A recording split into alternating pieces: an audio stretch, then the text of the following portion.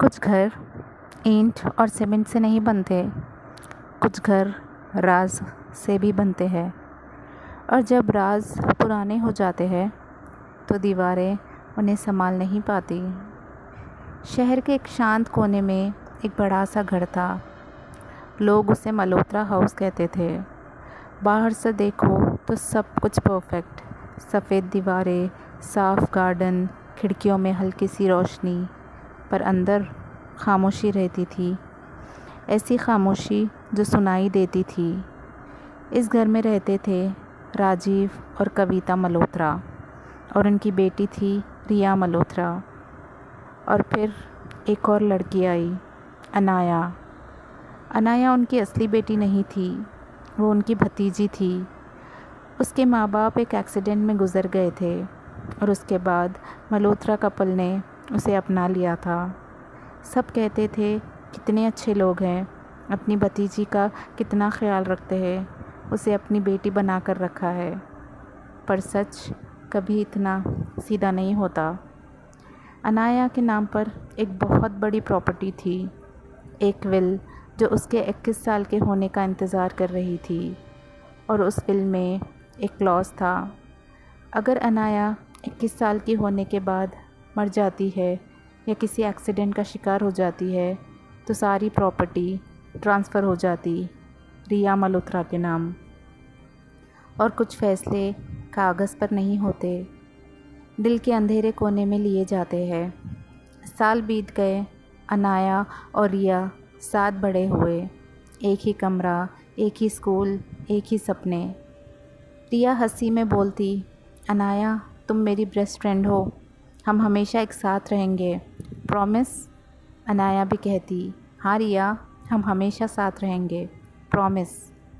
पर घर के दूसरे कोने में दो लोग थे, हर दिन इस तारीख का इंतज़ार कर रहे थे कि कब अनाया 21 साल की होगी। उस दिन घर सजाया गया था। अनाया का 21वां बर्थडे आया।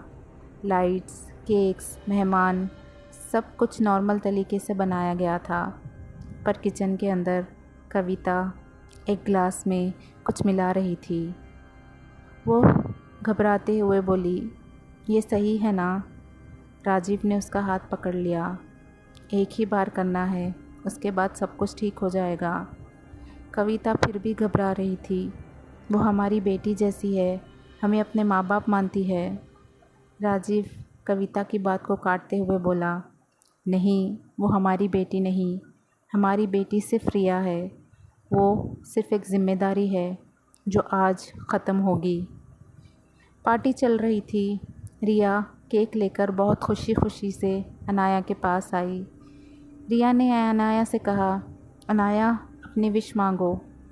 अनाया ने आंखें बंद की, अपनी विशेस को पूरी की। लेकिन कभी कभी विशेस पूरे नहीं होती हैं।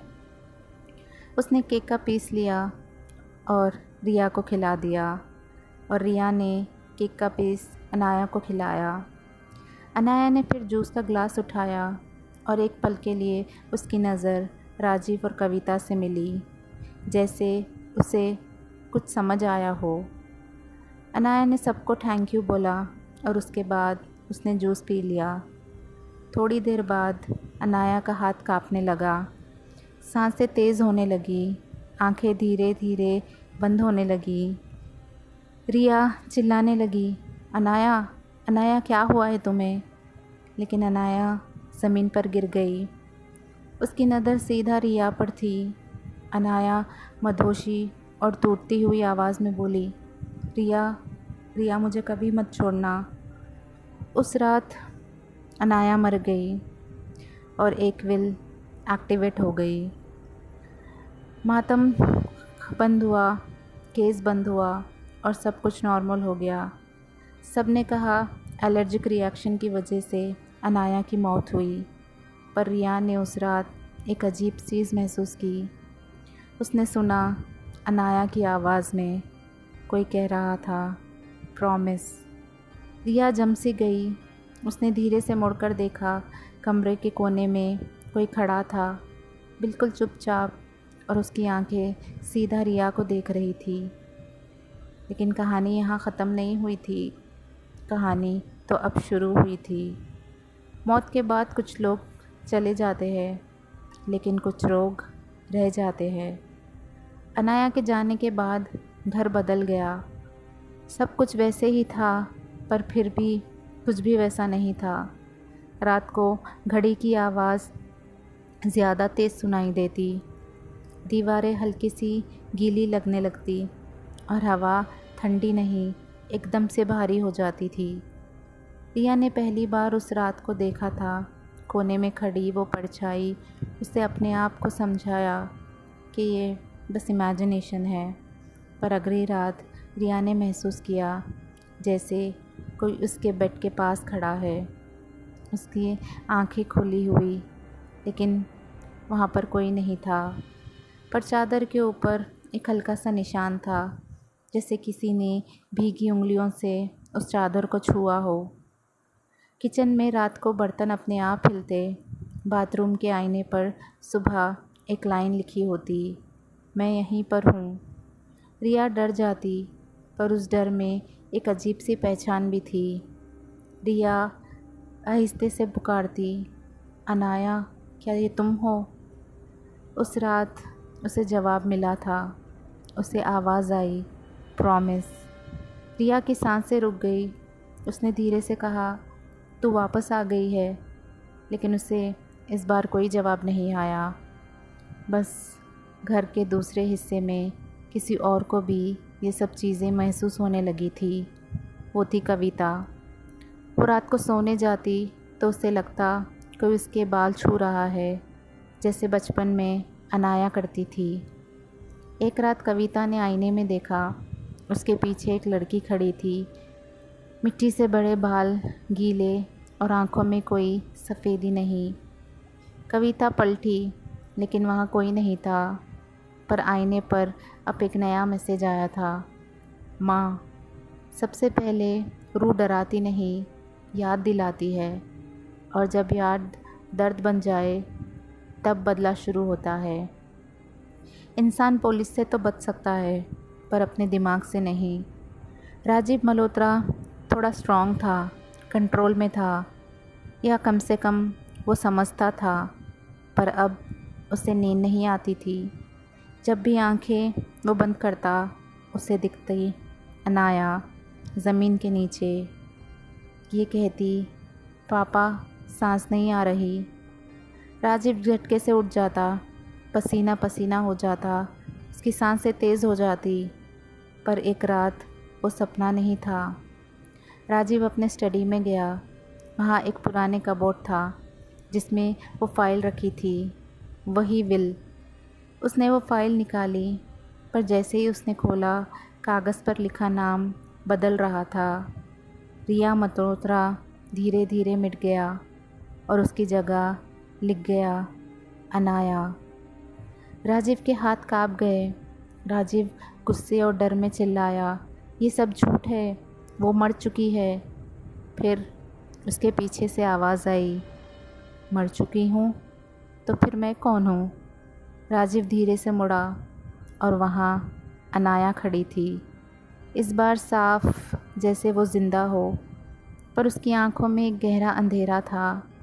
अनाया बोली, आपने कहा था ना, सब ठीक हो जाएगा। राजीव पीछे हटा, दूर है, दूर रह मुझसे, मैंने मजबूरी में ये सब किया है। अनाया ने चिल्लाया, झूठ। कमरे में हवा तेज़ हो गई और सारे के सारे पेपर्स उड़ने लगे, और हर पेपर पर एक ही लाइन लिखी थी कि सच बोलो। और इंसान जब टूटता है तो सबसे पहले सच बोलने लगता है। राजीव चीख पड़ा, हाँ, मैंने किया, मैंने प्लान बनाया। उस दिन जूस में मैंने ही जहर मिलाया था, क्योंकि वो पैसा, वो सब मेरा था। अनाया मुस्कुराई, पर वो मुस्कान इंसानी नहीं थी।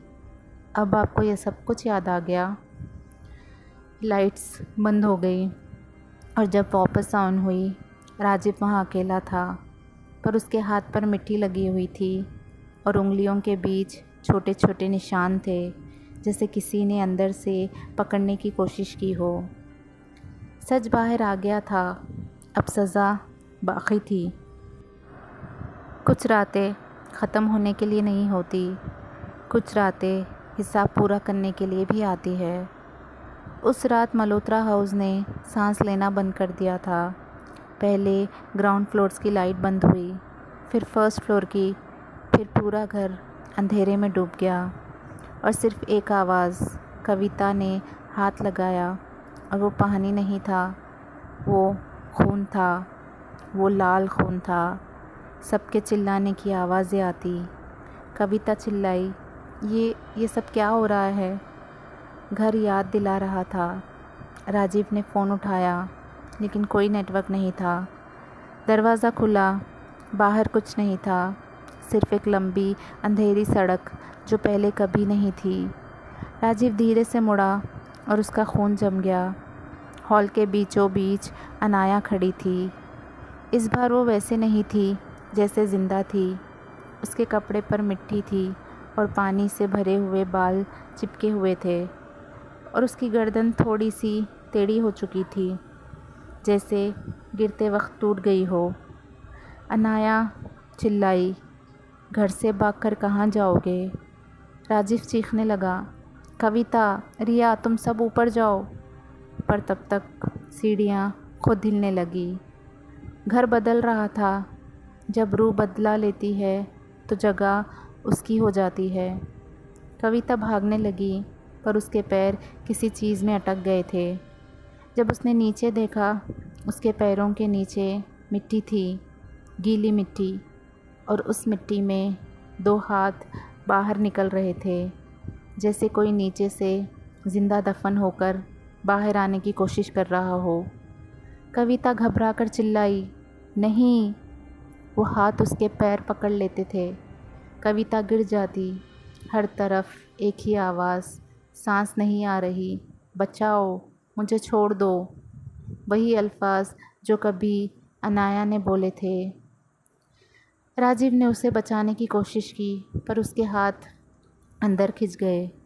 मिट्टी बंद हो गई और कविता गायब हो गई। राजीव अकेला रह गया। राजीव टूट चुका था। वो बोला, प्लीज़ प्लीज़ मुझे माफ़ कर दो, मैं सब ठीक कर दूँगा।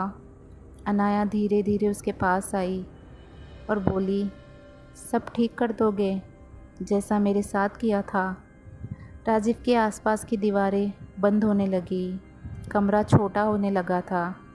उसके पैर नीचे धंसने लगे थे और राजीव बस चिल्लाए जा रहा था, नहीं, मुझे छोड़ दो, नहीं, मुझे जाने दो।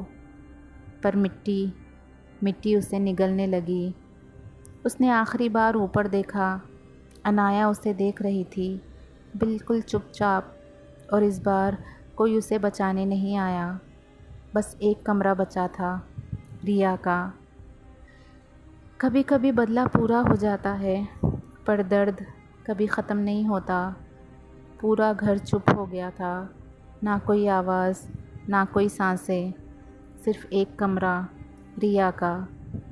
रिया कोने में बैठी थी, घुटनों को पकड़कर। उसकी आंखों में आंसू थे, पर वो चीख नहीं रही थी, जैसे वो सब कुछ समझ चुकी थी। दरवाज़ा धीरे से खुला, ठंडी हवा अंदर आई और उसके साथ साथ अनाया भी। पर इस बार वो डरावनी नहीं लग रही थी।